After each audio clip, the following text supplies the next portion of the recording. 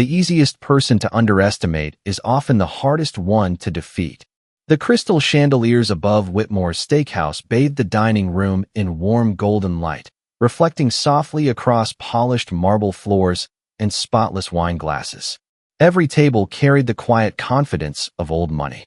Conversations drifted gently between executives closing million-dollar deals, anniversary dinners, and visiting celebrities who appreciated privacy more than attention. Emily Carter moved gracefully through the room with practiced precision, balancing a tray of sparkling water and fresh bread as though she had been born inside restaurants like this. At 29, she knew how to disappear when guests wanted silence and how to appear the exact second someone needed another cup of coffee.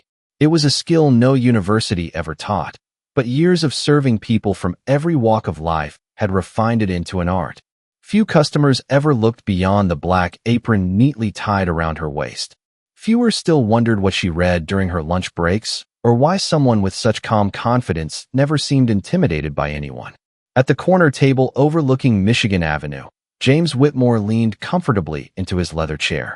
At 43, the billionaire investor had built one of the country's most influential private equity firms through relentless discipline, brilliant instincts, and an unwavering belief that intelligence always revealed itself under pressure. He enjoyed challenging people. Sometimes business rivals, sometimes young entrepreneurs, occasionally complete strangers, not because he hated them, but because he genuinely believed the fastest way to understand someone was to see how they handled impossible questions.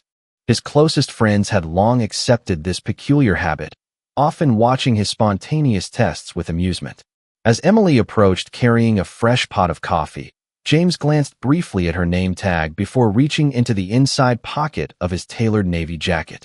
He carefully removed a silver Swiss watch, placing it in the center of the white linen tablecloth where the afternoon sunlight caught every polished surface. Several guests nearby immediately noticed the unmistakable luxury timepiece. One executive smiled knowingly. Another quietly whispered that James was probably about to entertain himself again. Emily poured the coffee without commenting on the watch. "Anything else I can bring you this afternoon, Mr. Whitmore?" she asked politely. James looked up with the relaxed confidence of someone accustomed to controlling every conversation. "Actually, yes." He gently rotated the watch toward her. "Answer one question correctly, and this belongs to you." A few people at neighboring tables chuckled. One guest leaned back in his chair, clearly expecting an awkward moment to unfold. Emily looked at the watch for only a second before lifting her eyes to meet James's. There was no excitement, no greed, no offense. Only quiet curiosity. "What is the question?" she asked. James smiled. "That depends on whether you think you are smart." A soft wave of laughter traveled through the dining room. Emily remained perfectly still. Instead of reaching toward the expensive watch, she carefully slid it back across the table until it rested once again in front of its owner. The movement was slow, respectful, almost elegant. James raised an eyebrow. "You are not interested?" Emily offered the smallest smile. "I am interested in good questions, Mr. Whitmore." She paused just long enough for the surrounding conversations to fade into silence. "The prize tells me what the watch is worth. The question tells me what the person asking it is worth." The laughter disappeared instantly. Even the bartender looked up from polishing glasses. James's confident smile remained, but something subtle changed behind his eyes. Nobody had ever declined one of his challenges before hearing the question. Nobody had quietly challenged him in return without sounding defensive or arrogant.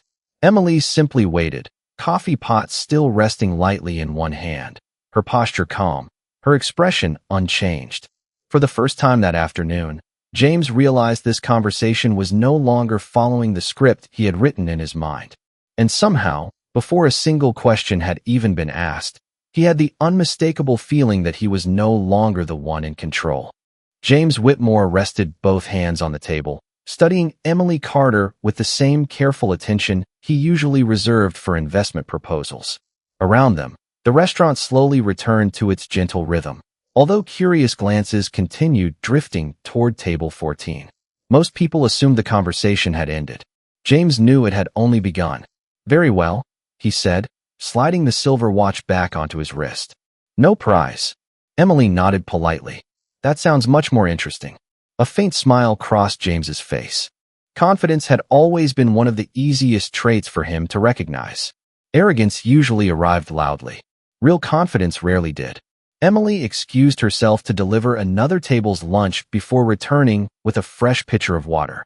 She moved through the dining room with quiet efficiency, greeting every guest with the same respectful tone she had used with the billionaire.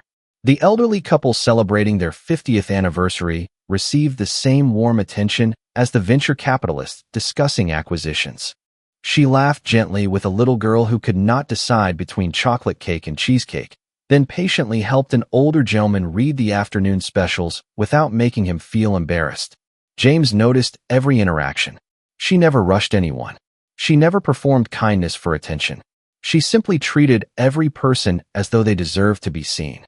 "You are watching her again," remarked Charles Benson, one of James's oldest business partners. James did not deny it. "Have you noticed something?" Charles asked. James leaned back thoughtfully. "She does not change her behavior depending on who is sitting at the table." Charles smiled. "That is called professionalism." "No," James replied quietly. "That is character." Across the room, Emily disappeared briefly into the employee break room. The tiny space contained little more than a worn sofa, a coffee maker, and a narrow bookshelf that employees had filled over the years.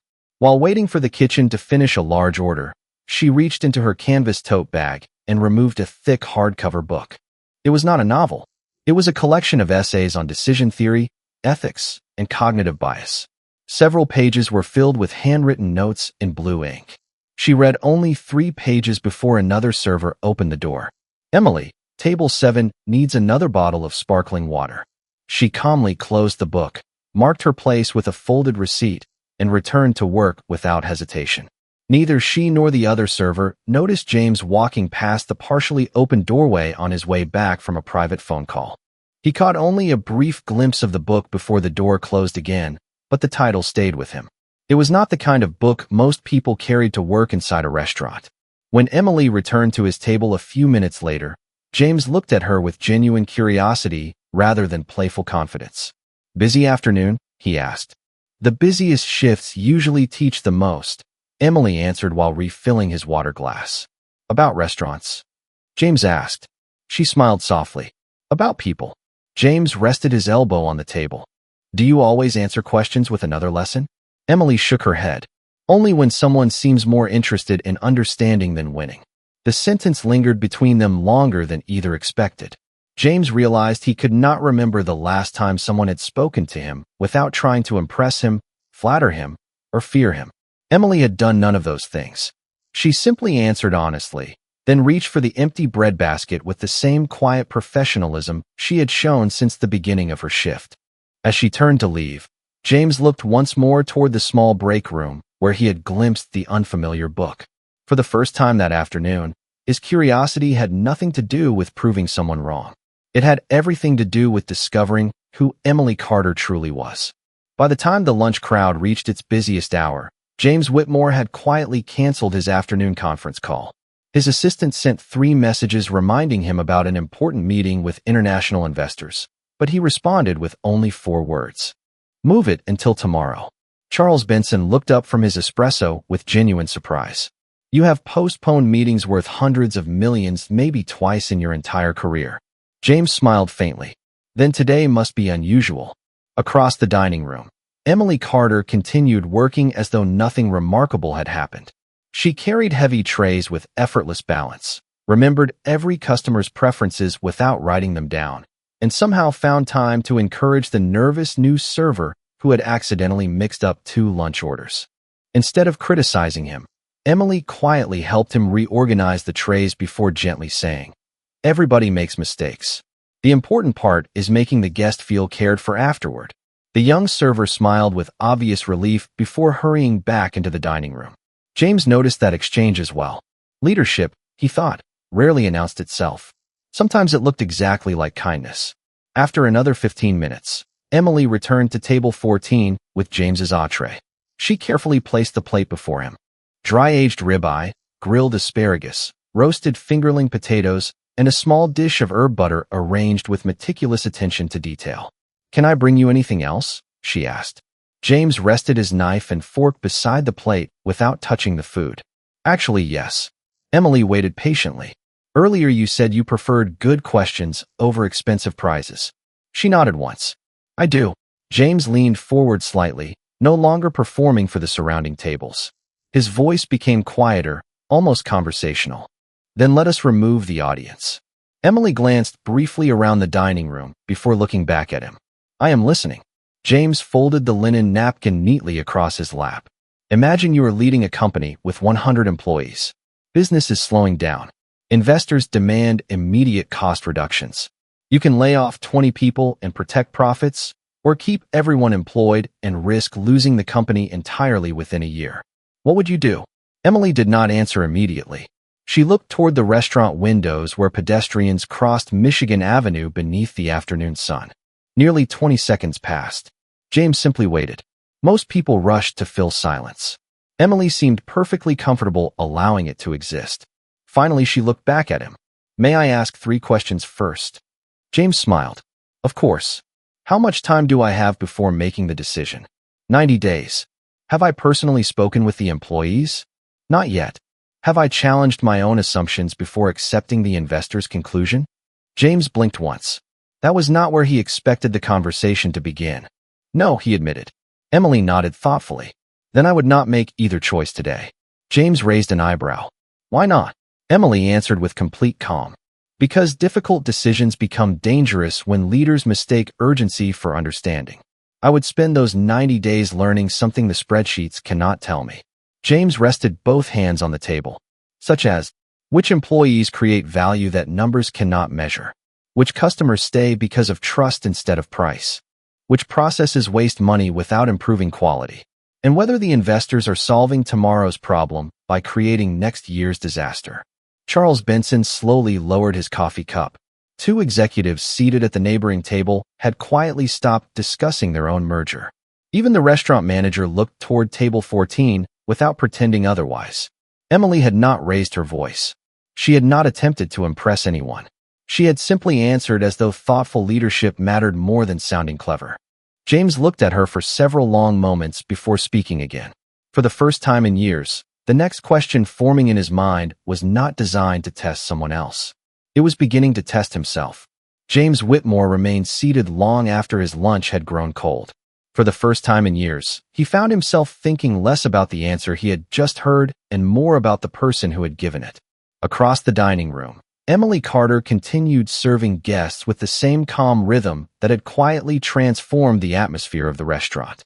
No one watching her would have guessed that only moments earlier she had challenged one of the country's most successful investors without raising her voice or displaying the slightest trace of pride. James glanced toward Charles Benson, who was studying him with an amused expression. You look disappointed, Charles said. James smiled faintly. I look interested. Charles laughed. That is your version of being surprised. James rested his hands on the edge of the table. Most people answer the question they are asked. He looked across the room toward Emily. She questioned the assumptions behind the question itself. Charles nodded slowly, which is usually where the real problem hides. Before either man could continue, Emily returned carrying a fresh cup of coffee. She quietly replaced the empty cup without interrupting their conversation. James looked up. Miss Carter, would you indulge me with one more scenario? Emily glanced briefly toward the dining room. Every table had been served. The kitchen was momentarily caught up. I have a few minutes, she answered. James folded his hands together. Imagine 2 companies. The first rewards only the highest performers every quarter. The second rewards collaboration, mentoring, and long-term growth, even when short-term profits are slightly lower. 10 years from now, which company becomes stronger? Emily considered the question carefully before answering. Neither. James smiled knowingly. You disagree with the premise again. Emily returned the smallest smile. I believe organizations become reflections of the questions their leaders keep asking. James leaned forward. Explain. Emily looked toward the restaurant staff. A dishwasher carried clean plates into the kitchen. 2 servers quietly helped each other prepare desserts without being asked. The restaurant manager thanked a young hostess for calming an anxious elderly guest. The first company may become efficient, Emily said. The second may become loyal. But neither quality guarantees wisdom. James remained silent. Emily continued. If leaders spend 10 years asking only who deserves rewards, employees eventually compete against one another. If leaders spend 10 years asking only how to make everyone comfortable, excellence quietly disappears. Charles folded his arms with growing interest. So what should they ask? Emily answered without hesitation. What kind of people are we becoming while we chase success? Silence settled naturally around the table. Even the quiet music drifting through the restaurant suddenly seemed distant. James had built an empire by asking how to grow faster, negotiate better, and outperform competitors. Very few people had ever invited him to examine the character his decisions produced. He looked at Emily with genuine curiosity. Those are unusual ideas for someone working in a restaurant. Emily lowered her eyes briefly before meeting his gaze again. Good ideas belong wherever people choose to carry them. James noticed there was no resentment in her voice. She did not sound offended by his observation. She simply stated a truth with quiet confidence. As Emily turned to return to her duties, one of the restaurant's younger servers approached carrying a stack of menus. "Emily," he whispered, "how do you always know what to say?"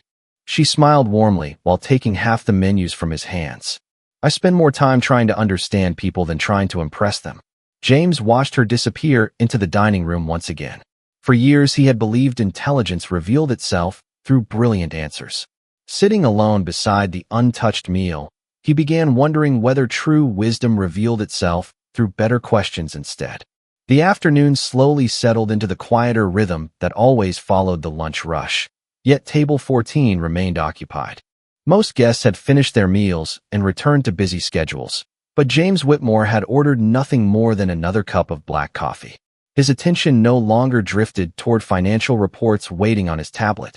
Instead, it followed the quiet movements of Emily Carter as she continued through her shift with the same steady composure she had shown since the moment they met. The restaurant manager, Richard Sullivan, walked across the dining room carrying a small stack of invoices before stopping beside Emily. "You can take your break now," he said with an appreciative smile. "You have earned it." Emily thanked him politely and disappeared once again into the small employee lounge. James waited only a few moments before standing and walking toward the front reception area. "Richard," he said. The manager immediately recognized one of the restaurant's most respected regular guests. "Mr. Whitmore, is everything satisfactory?" James nodded. "More than satisfactory. May I ask you something about Miss Carter?" Richard smiled warmly. "If it does not involve violating her privacy." "Fair enough," James replied. "Has she worked here long?" Richard looked toward the hallway leading to the break room. "Almost 4 years." James seemed surprised. "Has she always been like this?" Richard chuckled quietly. "If by this you mean calm under pressure, then yes. She has never raised her voice at a guest, never embarrassed a coworker, never asked for special treatment." He paused before continuing. "I have managed restaurants for almost 30 years. Most people become kinder when life is easy. Emily somehow became kinder because life was difficult." James listened without interrupting. "She reads during every break," Richard added. "Not because she wants to impress anyone, because she genuinely enjoys learning."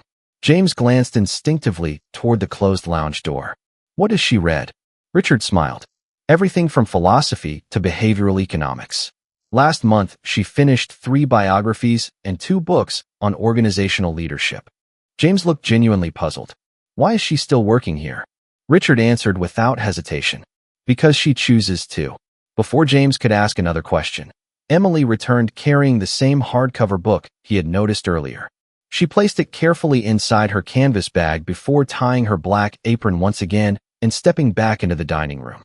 James caught a glimpse of several handwritten notes sticking out between the pages. There were dozens of them. Not highlighted quotations copied for appearance, but carefully written observations filling nearly every margin. Emily noticed James standing near the reception desk and smiled politely. "Did you need anything else, Mr. Whitmore?" James hesitated for only a second. "May I ask what you were reading?" Emily reached into her bag and held up the book without hesitation. "Essays on Decision Making." James looked at the worn cover. "You study this for work?" Emily shook her head gently. "I study it for life." James smiled. "Do you always carry books like that?" Emily laughed softly for the first time all afternoon. "Books weigh less than assumptions." Richard quietly excused himself, sensing the conversation no longer belonged to him. James looked back toward Emily. You know, most people spend years collecting credentials. Emily slipped the book back into her bag. Knowledge is valuable, she said calmly. But wisdom only matters if it changes the way we treat people. James remained silent. He had spent decades surrounding himself with extraordinary resumes, prestigious degrees, and remarkable achievements. Yet standing before him was a woman wearing a simple black apron who had quietly challenged more of his thinking in a single afternoon than many executives had managed in entire careers.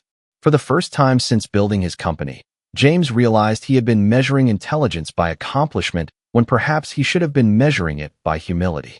The restaurant had grown quieter as the afternoon sun stretched long beams of light across the polished hardwood floor, but James Whitmore's curiosity only seemed to deepen with every passing minute.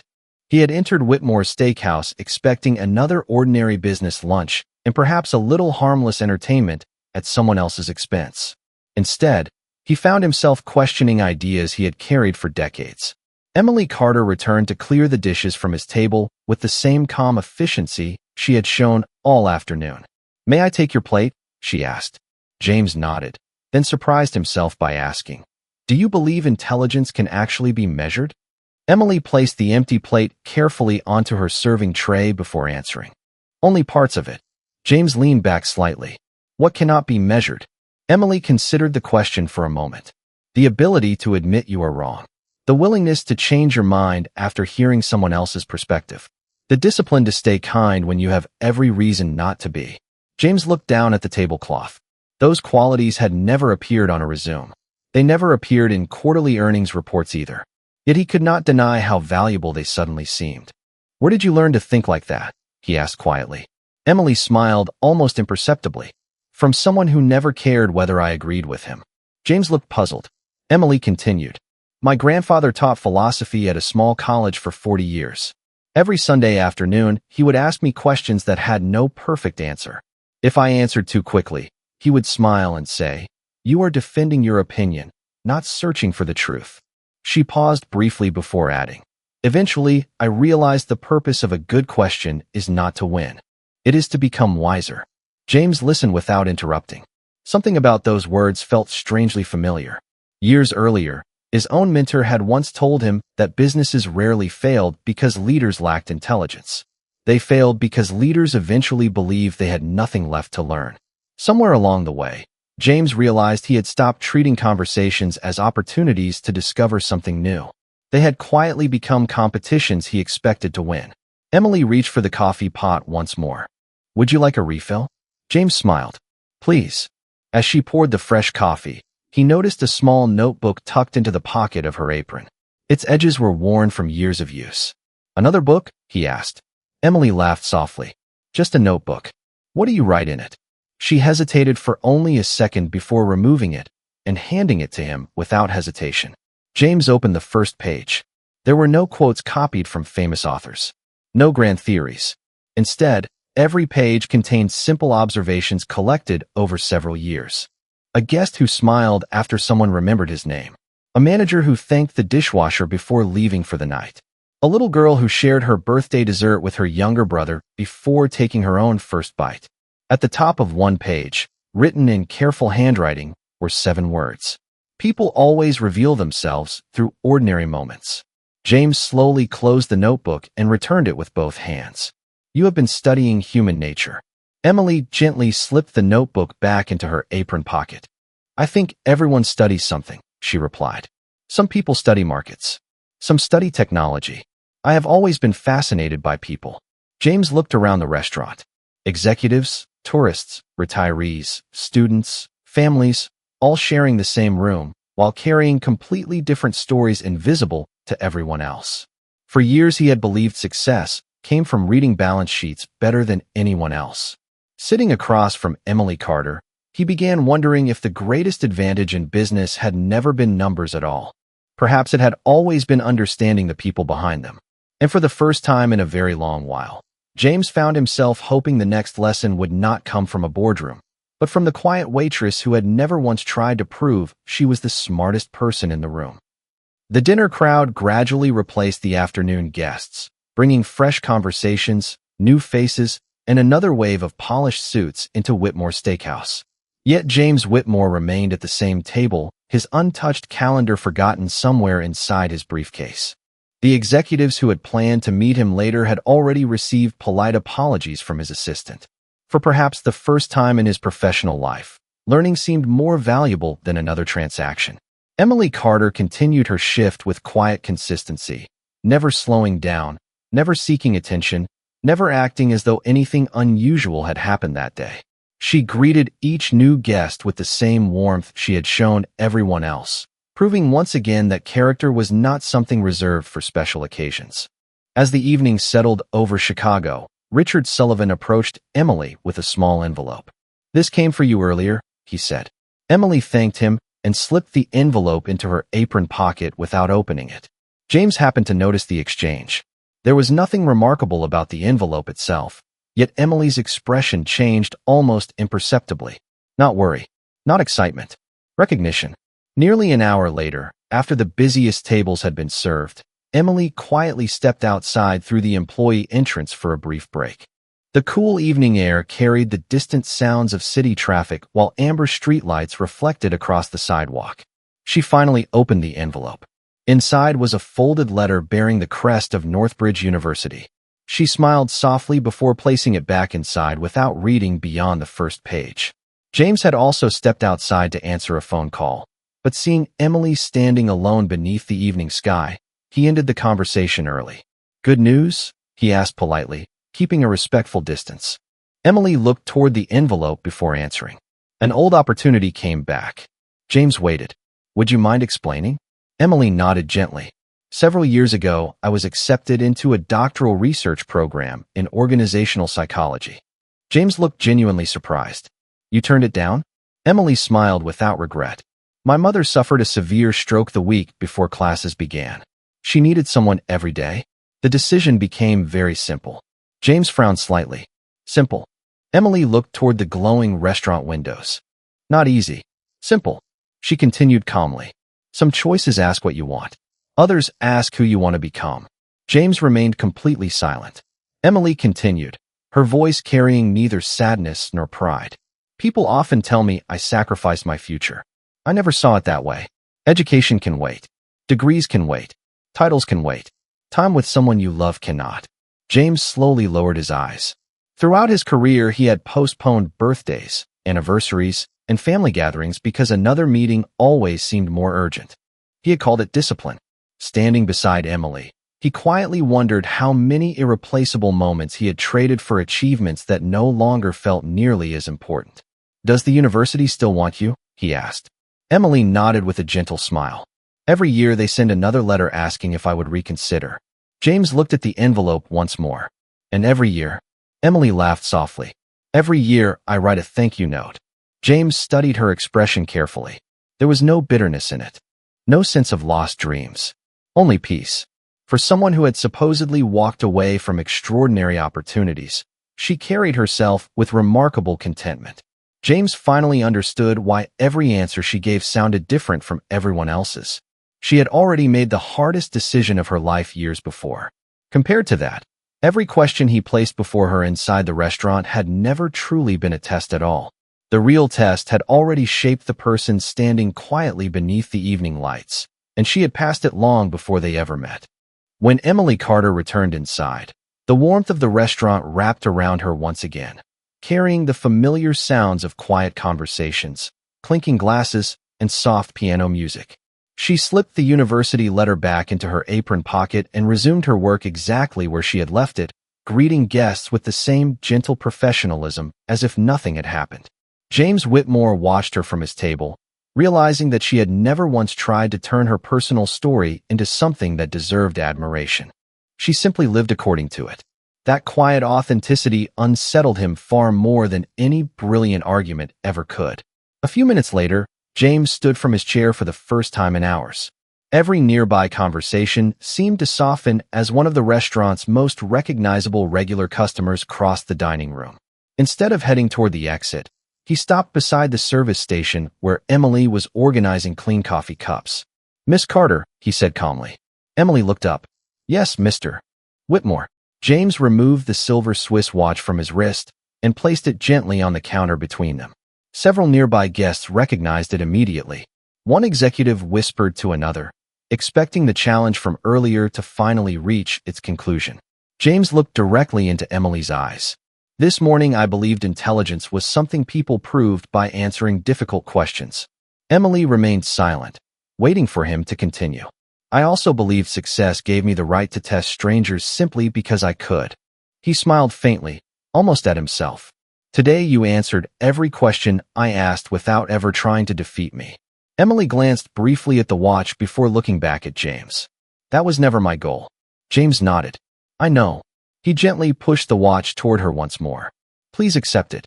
Emily looked at the polished silver case reflecting the restaurant lights. After a few quiet seconds, she carefully slid it back across the counter exactly as she had done earlier that afternoon. Thank you, she said warmly. But I still cannot accept it. James raised an eyebrow, not in surprise this time, but in genuine curiosity. May I ask why? Emily smiled. Because if I accepted it now, it would seem as though everything we discussed had a price. The sentence settled gently over the room. Nobody spoke. Even Charles Benson quietly lowered his coffee cup without looking away. Emily continued in the same calm voice. The conversation itself was already more valuable than the watch. I learned something today, too. James tilted his head slightly. What did you learn?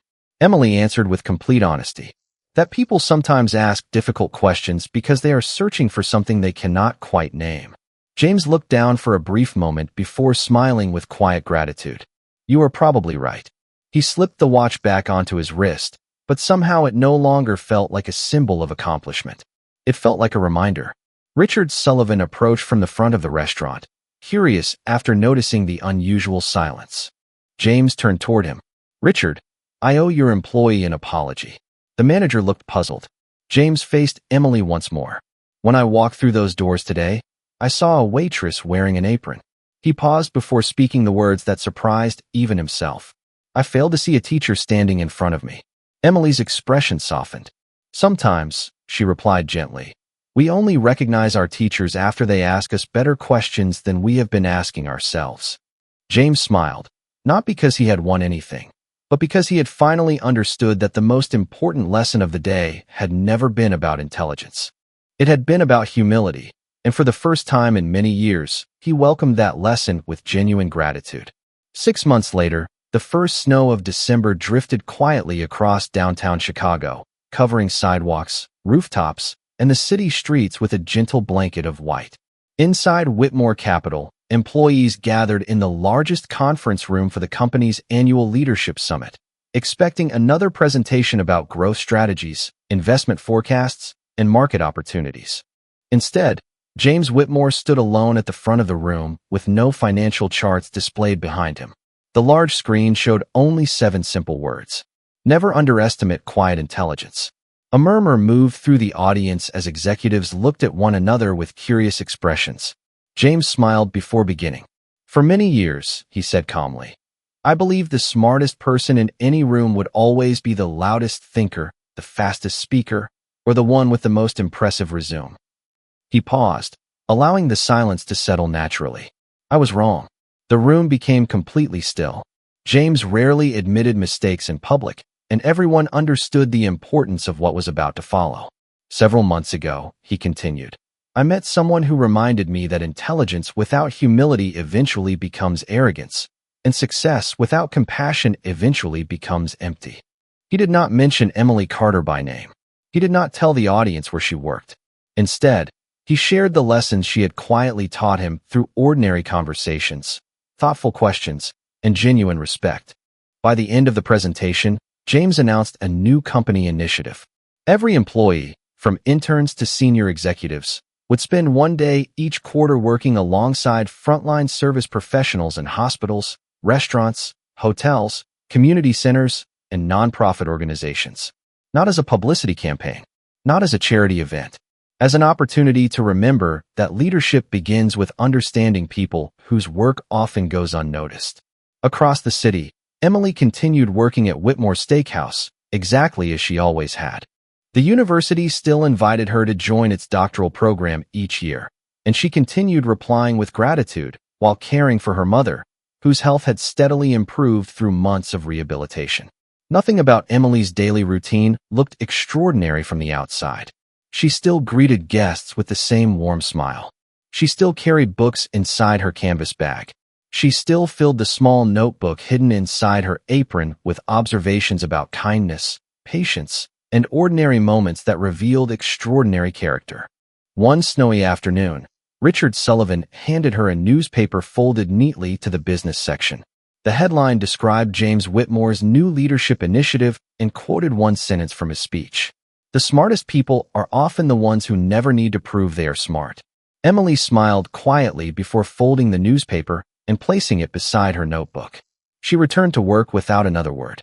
Late that evening, the front door opened, and James stepped inside alone once again.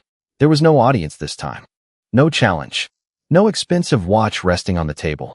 Emily approached with her usual smile. "Welcome back, Mr. Whitmore." James returned the smile with genuine warmth. "Good evening, Miss Carter."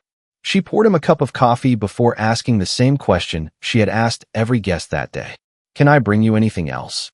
James looked around the peaceful dining room before answering softly. "No. I think I have finally learned that the best things I have ever received in this restaurant were never listed on the menu."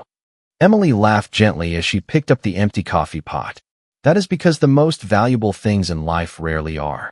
Snow continued falling beyond the restaurant windows while the city hurried through another ordinary evening.